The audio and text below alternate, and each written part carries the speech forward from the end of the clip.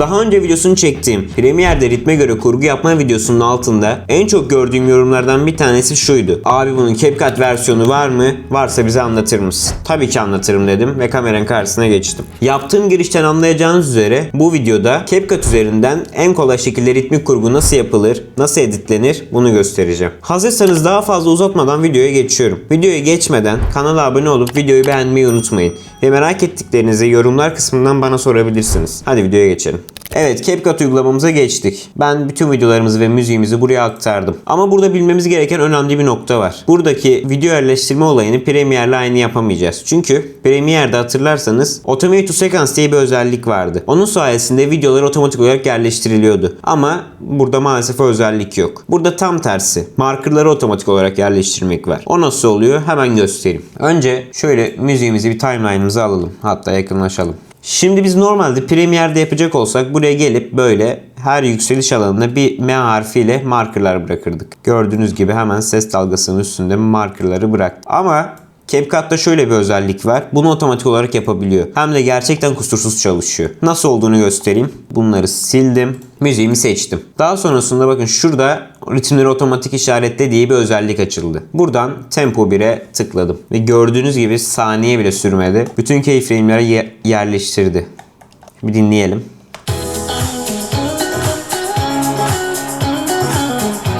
Fark ettiyseniz keyframe aralarını çok uzun tutmuş. Bunu da şu şekilde değiştirebiliriz. Yine aynı kısma gelip Tempo 1 ya bu. Bunu Tempo 2'ye aldığımız zaman aradaki mesafeleri daha kısa tutacak ve neredeyse tüm ritimleri alacak. Bu daha iyi olacak diye düşünüyorum. Tıkladım. Gördüğünüz gibi yine bunu da salise içinde yaptı. Şöyle yakınlaşalım bakalım. Şu an gördüğünüz gibi çok daha iyi oldu. Şimdiki adımımız daha basit. Şu an yapacağımız tek şey videoları istediğimiz sıraya göre, doğru sıraya göre yerleştirmek. Ama videolara geçmeden videolarınızda kullanabileceğiniz telifsiz ve ücretsiz müzikleri nereden bulabileceğinizi göstereyim. Benim size önerebileceğim en iyi ücretsiz ve popüler sitelerden biri olan Pixabay olacaktır. Pixabay'a girdiğiniz zaman şuradan müzik kısmına geliyorsunuz. Ve burada istediğinizden fazla telifsiz müzik sizleri bekliyor. Bu hiçbir şekilde telif problemi yok. İstediğiniz tarza göre isterseniz bakın burada doğum günü var. Doğum günü müzikleri mesela dinleyelim. Ya da başkasını açalım.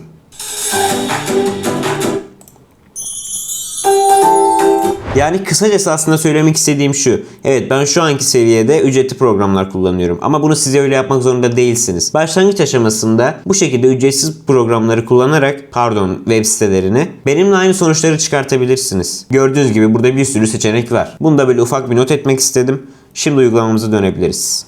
Şimdi tekrar uygulamamıza geldik. Şimdi sıra videoları sıraya dizmekte. Onu da şu şekilde yapıyoruz. Geldim. Bu videoma tıkladım, içeri aldım. Daha sonrasında B harfine bastım. Şuradan kestim. Geri kalan kısmını sildim. Şöyle okey. Tamam. Hatta şunun oranını da ayarlayalım. Şöyle bir 9 ve 16 aynı. Tamam. Şimdi aynı şeyi diğer videolar için de yapıyorum hemen.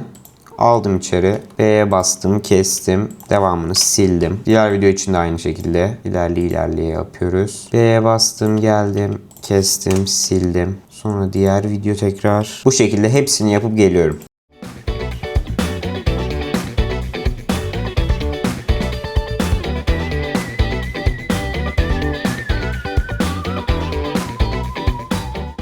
Evet, gördüğünüz gibi tüm videoları yerleştirdik. Şöyle size de göstereyim. Hatta oynatalım, beraber görelim.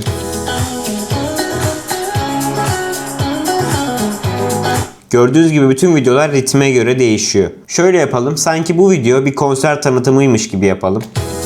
Burada gelsin, geçsin. Son kısımda şu ritimde artık bir yazımız gelsin. Onu da şöyle yapıyoruz. Metin kısmına geldik. Aşağıdan metin şablonları. Hepsi geldi buraya. Şimdi biz neye bakalım? Mesela hit şarkılar kısmına bakalım. Madem konser tanıtımı yapıyoruz. Güzel bir şey yok sanki. Aşağı inelim. Reklamcılığa bakalım.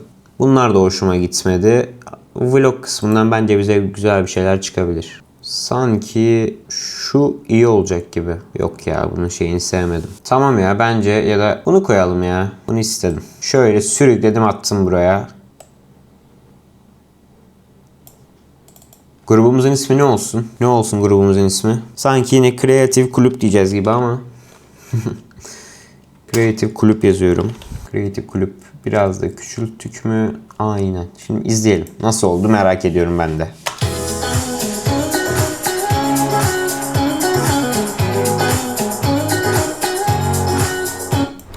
Gördüğünüz gibi çok kısa süre içinde bu şekilde bir kurgu çıkarttık. Daha önce bu kurgu tekniğinin Premiere versiyonunda anlatmıştım. Onu da kartlar kısmından ulaşabilirsiniz. Yakında kanalda Premiere, CapCut ve After Effects gibi uygulamaların ücretsiz eğitim videoları olacak. Onları da kaçırmamak için kanala abone olup bildirimleri açmayı unutmayın. Videoyu buraya kadar izlediğiniz için teşekkür ederim. Bir dahaki videoda görüşmek üzere, hoşça kalın.